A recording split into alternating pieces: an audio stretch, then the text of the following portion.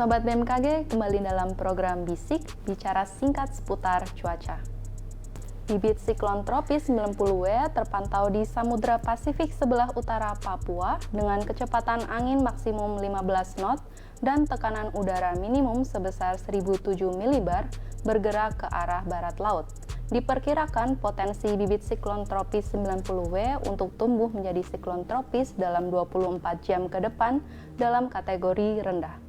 Sementara itu, bibit siklon tropis 98S terpantau di Laut Arafuru dengan kecepatan angin maksimum 20 knot dan tekanan udara minimum sebesar 1003,9 milibar bergerak ke arah barat daya. Diperkirakan potensi bibit siklon tropis 98S untuk tumbuh menjadi siklon tropis dalam 24 jam ke depan dalam kategori rendah. Dampak tidak langsung bibit siklon tropis 90W terhadap cuaca di Indonesia dalam 24 jam ke depan antara lain hujan sedang hingga lebat disertai dengan angin kencang di wilayah Maluku Utara, Papua Barat, dan Papua. Kemudian gelombang laut tinggi dengan ketinggian 1,25 hingga 2,5 meter antara lain di wilayah Kepulauan Sula bagian utara, Laut Maluku bagian selatan, perairan selatan Sulawesi Utara, perairan Bitung hingga Likupang, perairan Kepulauan Sitaro, dan Laut Seram bagian timur. Kemudian gelombang laut tinggi dengan ketinggian 2,5 hingga 4 meter, antara lain di perairan Kepulauan Sangihe hingga Kepulauan Talaut, kemudian di perairan Halmahera Barat bagian utara, perairan Morotai bagian utara, kemudian di Laut Halmahera, perairan timur Halmahera, kemudian di perairan utara Papua Barat hingga Papua, Samudra Pasifik utara Halmahera, dan di Papua Barat. Kemudian gelombang laut tinggi dengan ketinggian 4 hingga 6,5 meter di Samudra Pasifik utara Papua.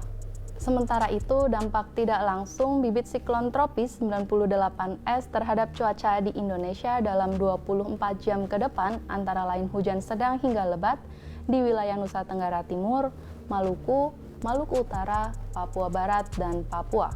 Kemudian angin kencang antara lain di wilayah Nusa Tenggara Timur, Papua Barat, dan Papua. Selanjutnya, gelombang laut tinggi dengan ketinggian 1,25 hingga 2,5 meter antara lain di wilayah perairan Laut Banda bagian utara, perairan Kepulauan Kai, perairan utara Kepulauan Aru, perairan Fakfak, perairan Kaimana, perairan Amamapare hingga Agats, Laut Arafuru bagian timur. Selanjutnya, gelombang laut tinggi dengan ketinggian 2,5 hingga 4 meter antara lain di Laut Banda bagian selatan, kemudian di perairan Kepulauan Sermata hingga Kepulauan Tanimbar, di perairan selatan Kepulauan Aru, dan di Laut Arafuru bagian tengah dan timur Kepulauan Aru. Kemudian gelombang laut tinggi dengan ketinggian 4 hingga 6,5 meter di Laut Arafuru bagian barat. Berdasarkan perakiraan cuaca berbasis dampak hujan lebat di Indonesia, wilayah yang berpotensi terjadi bencana hidrometeorologi seperti banjir, banjir bandang, dan tanah longsor dengan status siaga yang berlaku untuk tanggal 6 April 2023 berpotensi terjadi di wilayah Kalimantan Tengah, Sulawesi Utara, dan Maluku. Kemudian untuk tanggal 7 April 2023 berpotensi terjadi di wilayah Nusa Tenggara Timur, Kalimantan Tengah, Sulawesi Utara, Sulawesi Tengah, dan Maluku.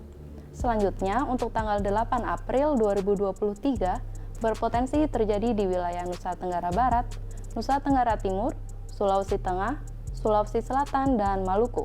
Karena itu, kami himbau kepada Sobat BMKG untuk waspada jika Sobat beraktivitas di luar rumah dan perbarui informasi cuaca.